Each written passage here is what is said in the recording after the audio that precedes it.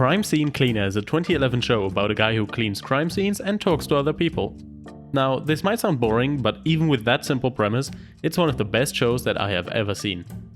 And the emphasis is on I, because you might not ever get a chance to watch it. And that's because I lied. The show is not actually called Crime Scene Cleaner. Its actual title is Tatortreiniger, and it's completely in German. So unless you're able to understand German, you'll most likely never get to see this masterpiece of a show. But what makes this show so good that I would give it such a hyperbolous title? Well, let me explain.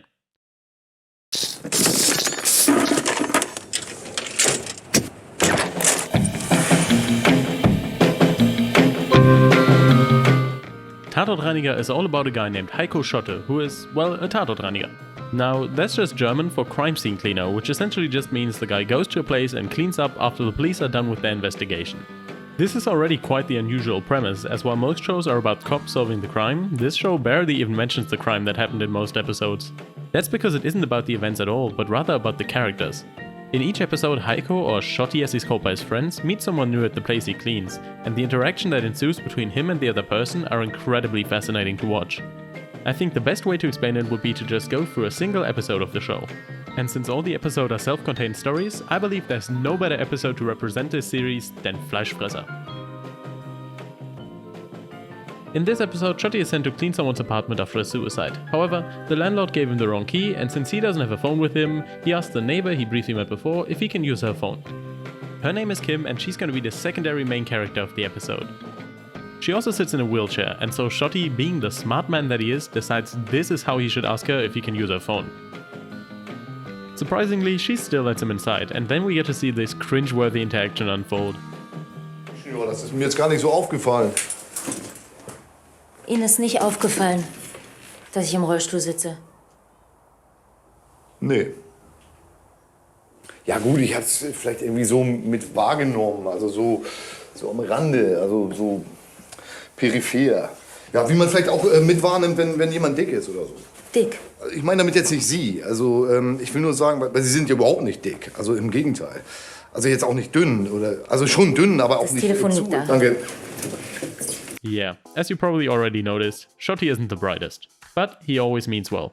The best way to describe him would be simple. He's your stereotypical German guy that loves soccer and beer and doesn't care much for other topics in the world. However, it doesn't mean he's outright stupid, like a Homer Simpson character would be. He is quite smart sometimes, but often lacks the knowledge about the admittedly quite complicated topics he's confronted with. So after engaging in a bit of conversation, we learn that Kim had just broken up with her boyfriend. What's the reason for the breakup?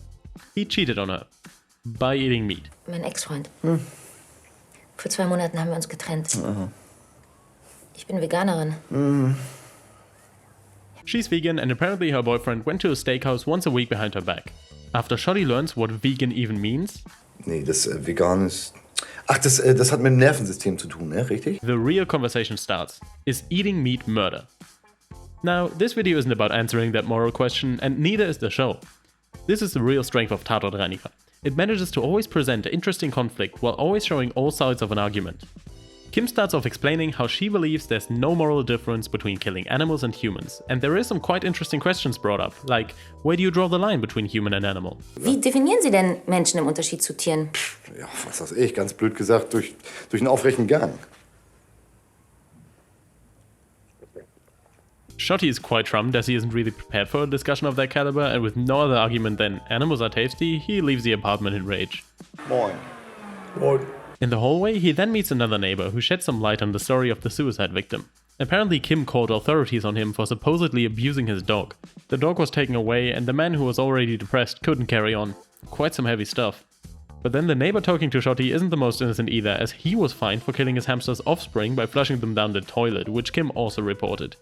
This went a step too far, even for Schotti, and after a not-so-productive altercation with the neighbor, Schotti goes back into Kim's apartment, who overheard the whole situation. Kim explains that she did in fact call the authorities on the neighbor for mistreating his dog, as he never went outside with it due to his depression, to which Schotti poses an interesting question again. Und hatten Sie auch kurz mal den Gedanken, irgendjemand anzurufen, der sich Ihren Nachbarn kümmert? Well, at least Schotti has now kind of found his own personal moral line, with it being that killing animals for food is alright, but cruelty towards animals is not. And the two are now on a more friendly basis for conversation. Note that I'm skipping over most of the arguments in this episode here, as the show is so packed full of dialogue that I'd essentially just be translating it line by line if I were to mention everything.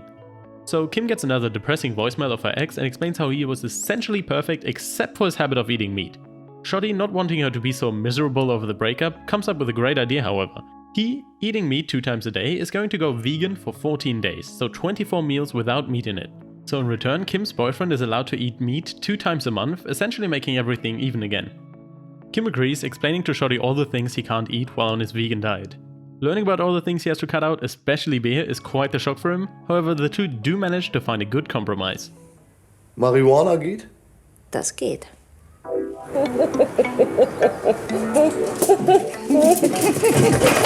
So that was just a brief synopsis of a single episode, and believe me, I couldn't even come close to doing it justice. This show always manages to bring up interesting questions that leave you as the viewer questioning your own viewpoints at least a little bit, without ever taking a side in the arguments. Every episode offers a new discussion and is all so calmly done without any drama that the characters have tons of room to really breathe and take the center stage, instead of some made up convenient conflict that many other shows fall back to.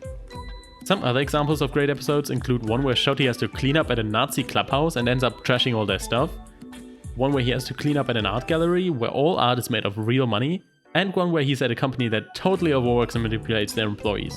Every single episode offers something new and leaves a lasting impression on the viewer, even though they're almost all under 30 minutes long. It's the perfect series to watch with other people. I haven't seen a single episode of this show alone apart from editing this.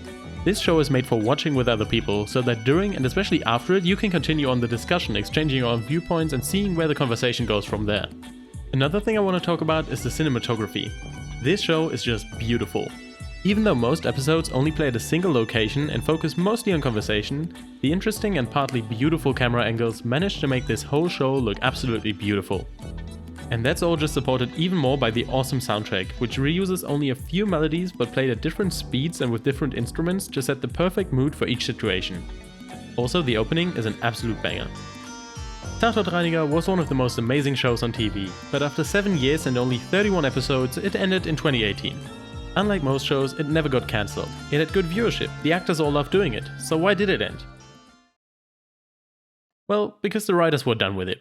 They explored everything they wanted to explore with it and decided to end it while it was still going strong. Now, there's good news and there's bad news. Now, the good news is there is actually a way for you to watch the episodes with English subtitles right now on Amazon. However, it requires either buying the episodes or getting a subscription to MHZ Choice, whatever that is. And the bad news, it doesn't include all episodes. It appears only the first 18 episodes are available with English subtitles, which is a huge shame since it means everyone who doesn't speak German will completely miss out on almost half of the already kinda short series. Now, there is an alternative. The BBC has actually adapted some of the episodes of the show into a new series called The Cleaner. From what I've seen, some of the episodes are closer to the original than others, but the UK version just feels kinda soulless. Like the actors are reading from a script that wasn't written for them, which, well, it wasn't. So where does that leave us? Tatortreiniger is an amazing show that I recommend everybody to watch, with the caveat being that you essentially only have 2 options to do so. Watch the first 18 episodes on Amazon, or watch the bad British remake of it. None of these do the amazing writing in this show justice, and that's why, unless you already speak German, Tatortreiniger is the best show you shouldn't watch.